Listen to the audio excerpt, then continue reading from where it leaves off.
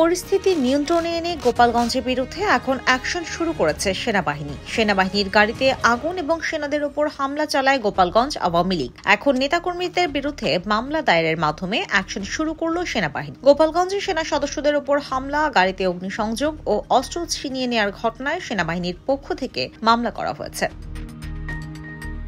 মামলায় জেলা আওয়ামী লীগের সভাপতি, সাধারণ সম্পাদক সহ 106 জনের নাম উল্লেখ করার পাশাপাশি 3200 জনকে অজ্ঞাতনামা আসামি করা হয়েছে। বৃহস্পতিবার Bengal regimental lieutenant colonel Mohammad Maksud Alam বাদী হয়ে সদর থানায় মামলাটি দায়ের করেন। সদর থানার ভারপ্রাপ্ত কর্মকর্তা মোহাম্মদ আনিসুর রহমান বিষয়টি নিশ্চিত করেছেন। আওয়ামী লীগের সভাপতি ও সাবেক প্রধানমন্ত্রী শেখ হাসিনাকে দেশ ত্যাগে বাধ্য করার প্রতিবাদে 10 আগস্ট ঢাকা খুলনা মহাসড়ক অবরোধ করে গোপালগঞ্জ সদরের গোপীনাথপুর বাস স্ট্যান্ডে দেশি অস্ত্র নিয়ে মহড়া ও বিক্ষোভ সমাবেশ করেন আওয়ামী লীগের নেতাকর্মী ও সমর্থকেরা। এতে মহাসড়কের দুই পাশে অসংখ্য গাড়ি আটকা পড়ে। খবর পেয়ে গোপালগঞ্জে কর্তব্যরত সেনা সদস্যরা ঘটনাস্থলে গিয়ে বিক্ষোভকারীদের মহাসড়ক ছেড়ে দিতে বলেন। তখন সেনা সদস্যদের সঙ্গে বিক্ষোভকারীরা বাগ বিতণ্ডায় জড়ান।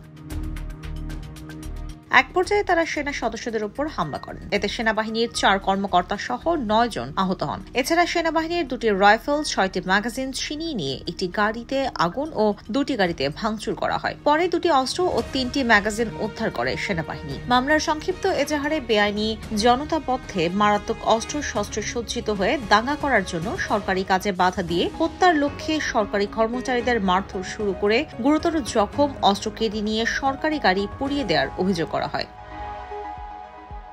মামলায় উল্লেখযোগ্য আসামিরা হলেন জেলা আওয়ামী লীগের সভাপতি মাহবুব আলী খান, সাধারণ সম্পাদক GM শাহাবুদ্দিন আজম, গোপীনাথপুর ইউনিয়ন পরিষদের চেয়ারম্যান সাহেব আলী টুকু, সাবেক চেয়ারম্যান লাচ্চু শরীফ, তার 2 ভাই কিচলু শরীফ ও পলাশ শরীফ, শুকতাইল ইউপির চেয়ারম্যান রানা মোল্লা, সাবেক চেয়ারম্যান আবেদ শেখ, জালালাবাদ ইউপির সাবেক 2 চেয়ারম্যান সুপারুল আলম ও হেমায়েত হিমু সহ আরও অনেকে।